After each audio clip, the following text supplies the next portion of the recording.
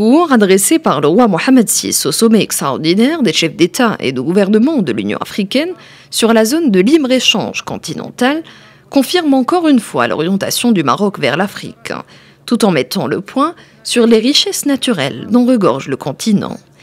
Dans son discours, le souverain réaffirme la nécessité impérieuse d'une communauté africaine soudée et ambitieuse. Il rappelle que le retour du Maroc au sein de sa famille institutionnelle traduit avec force ses déterminations fédératrices. Concernant la zone de libre-échange continentale africaine, le roi considère que son lancement constitue un jalon crucial dans le développement multiforme de l'Afrique.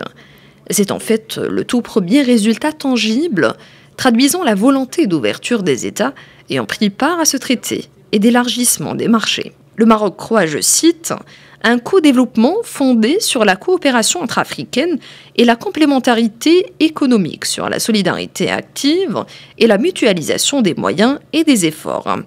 Le roi Mohamed VI s'arrête dans son discours sur le développement du continent africain et de ses échanges commerciaux.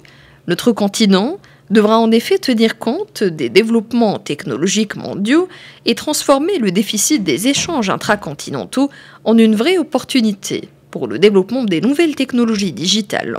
Et au souverain de conclure sur une note d'espoir, celle de la construction de l'Afrique de demain sur des bases économiques solides pour que les innombrables ressources de notre continent bénéficient en priorité au peuple africain.